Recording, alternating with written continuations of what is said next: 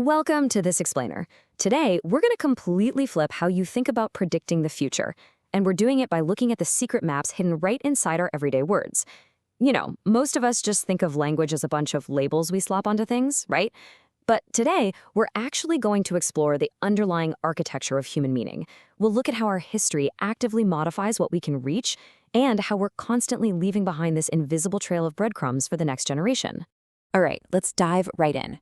We really need to challenge our absolute obsession with predicting what is likely to happen next. Whether we're talking about technology, culture, or even just our own personal lives, we're always asking, well, what are the odds? Or what's the probability of this happening? But what if that is entirely the wrong starting point? What if calculating probability is actually skipping step one? To figure out step one, we actually have to look at the very words coming out of our mouths. This quote from the philosopher Maurice Merleau-Ponty brilliantly hits the nail on the head. He shows us how every single word we use isn't just some sterile label. It's an entire historical world of meaning that we inherit. A spoken word carries real weight. It's a gesture. It's this living artifact that has been spoken, remembered, taught, and passed down to us. When a word survives for centuries, that means it was important enough for humans to preserve. It's quite literally an anchor to reality.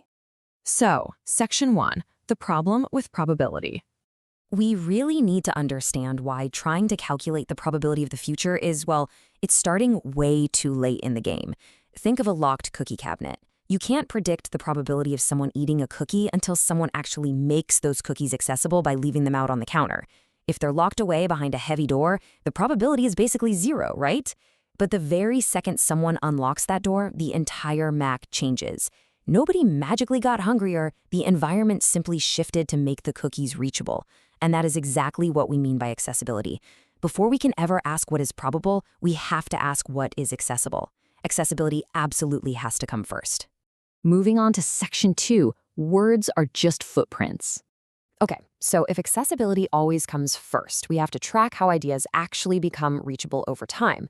And they do this through things called traces. Now, a trace is not just some passive piece of evidence from the past. It's a preserved mark that actively modifies what future people are able to reach or understand or do. Imagine walking into your kitchen and finding muddy footprints. A boring detective just looks at it and says, "Yup, that's mud." But a great detective, they ask where that footprint came from and how it completely changed the dynamic of the room. Words work exactly like those muddy footprints. They aren't the whole mystery, but they are absolutely where the mystery starts. When you write a quick note and stick it on the fridge, you haven't just recorded a thought. You've permanently altered what your family can talk about the next morning. Now, what's literally wild about this is that traces aren't just limited to spoken language. A simple ancient handprint in a cave changes the entire accessibility map for anyone who discovers it thousands of years later. That handprint screams, somebody was here. Think about a massive cathedral. It organizes space, light, and sound to make certain states of awe and attention so much easier to reach. Or a legal code that completely rewrites what a society expects or protects. All of these things are traces. They're like little time-traveling tools that reach right into the future and completely change the landscape of what's possible for us. Which brings us to Section 3, history changes the map. Let's look at how this all builds into this active, constantly changing landscape where our past literally dictates our future. It's a lot like a video game. You know how finding a specific key permanently opens a door for the rest of the level? Human history modifies our map in the exact same way, making brand new futures reachable for the next generation. Let's just walk through this loop. First, you encounter reality. Maybe it's a sudden danger, maybe it's a new discovery. Second, this encounter actually changes your internal map, your mental graph. Third, you leave a trace of that encounter, like coining a new word or inventing a new tool.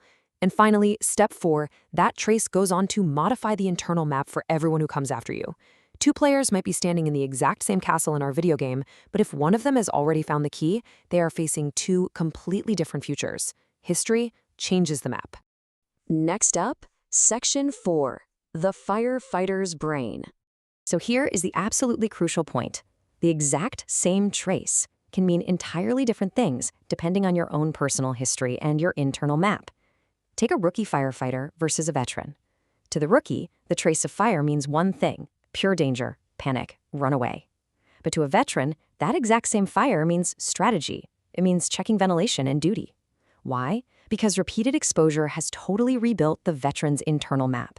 The fire itself didn't change one bit. The object is identical, but the person changed. Through years of training, getting burned and correcting mistakes, the veteran firefighter's internal accessibility field has been rewired. Fire no longer just triggers a flight response. It opens up a complex, accessible menu of search, protect, and move. This proves that a trace doesn't just act on an empty vessel. It enters your personal history, and your history determines exactly what doors that trace can unlock. All right, Section 5, AI and the meaning space. Let's zoom way out for a second, like civilizational scale, and look at how artificial intelligence actually interacts with all these historical traces. This incredible framework here shows us that AI isn't just some magic prediction box. It's actually a massive trace compressor. It maps out billions of human footprints to show us exactly what futures are opening up. We hear all the time that AI is just guessing the next most probable word. But actually, before it can calculate that probability, it has to build a gigantic hidden map from millions of books, conversations, and symbols. It is actively reconstructing the structural paths that humanity has carved out over thousands of years. It's basically looking at the whole game board to see which paths are accessible. Because, look, AI and humans do entirely different things here. Humans, we supply the actual lived encounters. We are the ones smelling the smoke, or feeling grief, or experiencing joy. AI, on the other hand, supplies the trace-scale memory needed to compare those experiences across all of recorded history. AI doesn't have a nose to smell a burning engine. It doesn't have a heart to feel the heavy weight of a broken promise. That lived, embodied reality is purely 100% human. But what the AI can do is act like a high-speed, super-powered librarian. It can instantly pull together patterns from millions of ancient notes to help us figure out what that smell or that feeling might mean based on human history. Together, humans and AI form an incredibly powerful reconstruction system. Finally, Section 6. What is becoming reachable? This brings us to the ultimate purpose of mapping out these traces. Once we understand that civilization is basically just a giant recursive network of preserved traces passed down through generations, we can stop passively predicting the future and actually start navigating it. Think of civilization as the world's biggest game of passing notes. Someone learns a tough lesson, they leave a trace, and the next person gets to start from that trace instead of starting from scratch at zero. That is exactly why you didn't have to personally invent mathematics today, or the wheel, or the whole concept of a justice system. You inherited a heavily modified map. The traces we're leaving today, whether it's our words, our social institutions, whatever, they are actively building the very reality that tomorrow's generations are going to inhabit. Like Merleau-Ponty points out here, the language we live in absolutely shapes our entire reality. Every single time we write a book, pass a new law, or honestly, even just share a conversation over coffee, we are altering the landscape. We are making certain thoughts so much easier for our kids to reach, and we're making other thoughts a lot harder. We are the architects of future accessibility. So instead of constantly trying to guess what's probably going to happen next, we really need to look closely at the traces we are leaving right now. Probability, that's just the scoreboard. Accessibility is the actual game. The footprint you leave today permanently alters the map for tomorrow. So I want to leave you with this. Ask yourself, are the traces you are leaving behind right now building a future you actually want the next generation to reach? Thank you so much for joining me on this explainer. I hope this completely changes how you view the map of your own world.